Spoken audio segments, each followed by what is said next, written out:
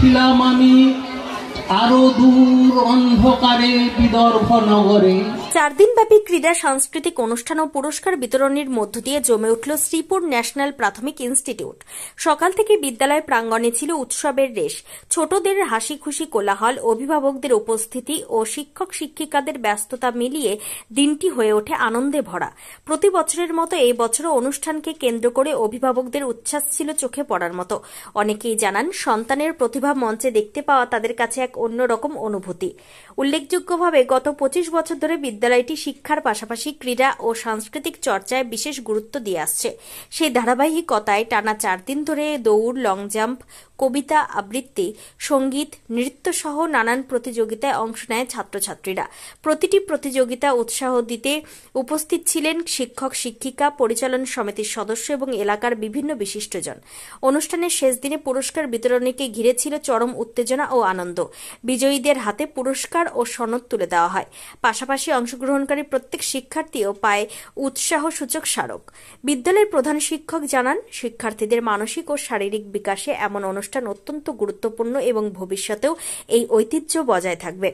4 দিনের এই উৎসব মুখর ক্রীড়া সংস্কৃতি চর্চা শিক্ষার্থী, অভিভাবক ও ক্ষুদ্র গ্রাম্য সমাজের সকলের মনে এক স্মরণীয় মুহূর্ত তৈরি করে গেল।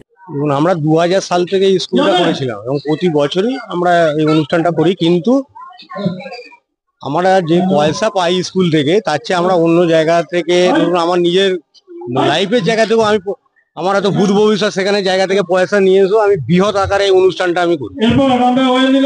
2000 সাল থেকে স্কুলটা এখন আছে 130-এর মতো। হ্যাঁ, কারণ আমরা বেসরকারি স্কুলের টিচারদের ট্রেনিং তো করি, কারণ আমরা খাতায় ওয়ার্ক এবং আমরা মৌখিক ওয়ার্কটা বেশি করি এবং প্রতিটা ছেলেকে যত্ন করেই আমরা পড়াই। এই অনুষ্ঠানটা এটা তো আমরা 2000 সাল থেকেই চলছে, আমরা প্রায় চলছে এখন।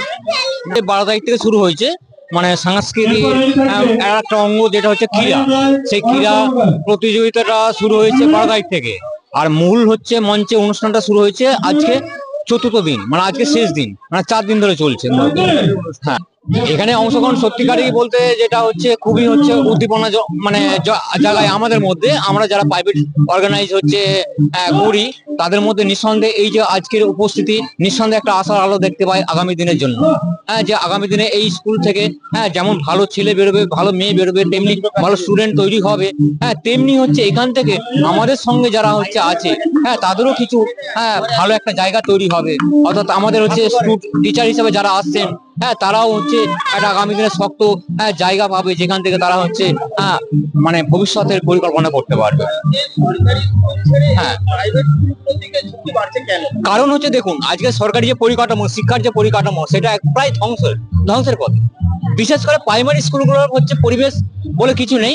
সেখানে আসা হয়, ছেলেদের পৌঁছানো হয়, রান্না হয়, খাওয়া হয়, দাওয়া হয়, আর তারপরে হচ্ছে হই হাট্টগোল করে বাড়ি চলে যায়। কারণ টিচারদের সেই অ্যাক্টিভিটিস নেই। কেন নেই সেটা মানে বলতে গেলে অনেক কথা বলতে হবে, অত কথা বলার মানে উচিত হয়তো হবে না। কারণ আমি একটা যেহেতু প্রাইভেট স্কুল চালাই, সেহেতু আমি স্কুলের জায়গায় দাঁড়িয়ে থেকে এরকম বলতে পারি না। কিন্তু প্রাইভেট স্কুল থেকে আজকে যে অগ্রগতি, ছেলেদের যে প্রোগ্রেস, সেটা কখনোই প্রাইমারি পরিবেশ থেকে পাবে না।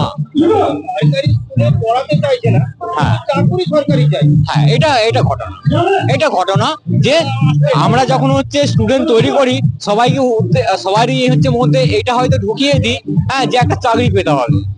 কিন্তু পার্টিকুলার যে আমি আমার ব্যক্তিগত জীবনের কথা বলি, আমার স্টুডেন্ট, আমার মানে ছেলে মেয়ের কথা বলি, তাহলে কিন্তু আমি বলি যে সরকারি চাকরি করা চলবে না, তুমি প্রাইভেট ফার্মেই চাকরি করবে।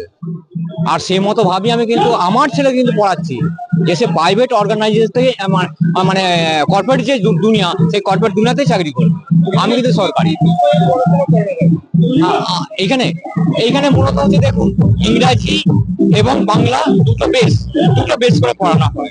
মূলত ইংরাজিটাকে বেশি হচ্ছে জোর দেওয়া হয়, কারণ যেহেতু আমরা আজকে মানে ইংলিশ মিডিয়াম বলে অনবরত হচ্ছে মানুষের মানে হচ্ছে একটা ঢুকিয়ে দিচ্ছি যে আজকে ছেলেকে বাবা নয় ড্যাড বলতে হবে, মা নয় মাম বলতে হবে। এইসব ব্যাপারগুলো এসেছে, তাই আমাদের বাধ্য হয়ে মানে পরিবেশের চাপে এবং আদার্স চাপে আমরা কিন্তু হচ্ছে ইংরেজিটার উপরে পার্টিকুলার জোরটা বেশি দিই। তাহলেও আমরা কিন্তু বাংলাটাকে ফেলে দিই না, কারণ বাংলা আমাদের মাতৃভাষা, আমাদের ভিত্তি। সেই বাংলার উপর দাঁড়িয়ে কিন্তু আজকে আমরা এটা করছি। অর্থাৎ বাংলাটাকে আমরা কখনোই ভুলে যাই। আমার নাম লক্ষণ দাস, আমি স্কুলের এই যে অর্গানাইজ। কামারপুকুর থেকে চিন্ময় পালের report, crime press Bengal news. তোমার আমার সকলেরই একটাই পছন্দ, মাদার্স চয়েস। ঘরে সুগন্ধি ভাত, প্রতিদিনের রান্নায় নিখুঁত স্বাদ, চাই উন্নত মানের চাল। তাহলে আর দেরি কেন? আজই যোগাযোগ করুন ধনরাজ অ্যাগ্রো ইন্ডাস্ট্রিজ প্রাইভেট লিমিটেডে।